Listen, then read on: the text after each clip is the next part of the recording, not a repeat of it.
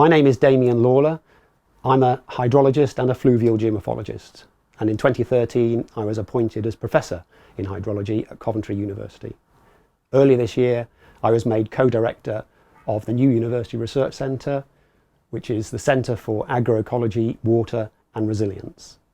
Water is really important. Of course, it's the key to life. Yet, it's surprisingly, there's lots of knowledge gaps at the moment which we're trying to address across the world. It's either too much water, like flooding, too little water in droughts, or very poor water quality. I'm passionate about first defining areas that we know very little about, and then setting up new conceptual models about how these systems should work in the presence of external stressors like climate change or other types of environmental change, and then addressing those gaps. I've been very fortunate in my career to work with lots of great people on complex and interesting hydrological and fluvial questions. And those have taken me to all over the world, not just UK and Ireland, but in Iceland for many years on glacial river research, Azerbaijan, Georgia, Northern Europe, and I'm currently working with colleagues at the University of Rouen in France and South Africa. When I first started working in river instability problems, there was no methodology or techniques or instrumentation to tell us when instability was occurring, when there were bank collapses or gravel bars moving and floods ripping through the channel vegetation and so on. So I set about trying to address that, and I developed something called the PEEP system, the photoelectronic erosion pin, which for the first time, this instrument, when connected to a data logger, allowed us to pick up the exact timing of these erosion events and their magnitude, which provided a much more secure footing to pick up the processes responsible for instability. Subsequently, I developed the concept of thermal consonance timing, which helped to plug the nocturnal gaps which the first PEEP sensor couldn't address. The TCT concept has now been integrated in the third generation of the PEEP sensor, which we call PEEP 3T, and that's now used by several research groups across the globe, over 30 in fact, including the US Geological Survey for sedimentation problems in San Francisco Bay, and in Australia for the bank erosion and sediment contamination problems out there.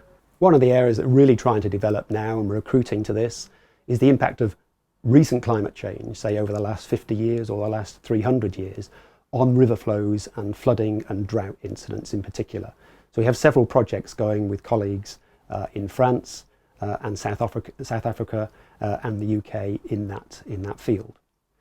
One of the key things is to try and determine what actually drives river floods and river flows. They're so important for people and for the operation of ecosystems within rivers. And what we've been doing is to test for linkages between climate systems way out in the Atlantic and what's happening in the Northern European coastal catchments, Western Britain, Western France, and so on. In this theme, we're now moving down on a recent project to equatorial regions. And with Dr. Babatunde, who's a colleague of mine at Coventry University, we're beginning to apply the same methodologies that we've applied from the Northern Atlantic to the Mid-Atlantic, and trying to test for changes in atmospheric systems way out in the sea, in equatorial areas, and how they drive and control the flows of the River Niger. One of our tasks over the next few years is to explore and define the relationships between expanding cities and increasing flood risk, particularly downstream of cities, partly because cities are replacing nice porous soils and vegetation which accept a lot of rainfall. When you start plastering over with tarmac and concrete, that rainfall water's got really nowhere to go other than to run off into the drains, into the streams, causing more floods in terms of frequency or magnitude or both, and of course destabilising river systems which erode to try and take into account of these extra flows. We're really excited about these research challenges in the water field because they're important problems, not just scientifically to fill knowledge gaps and understand these water and environmental systems, but also in an applied sense. They have real impact in terms of economy, society and environment.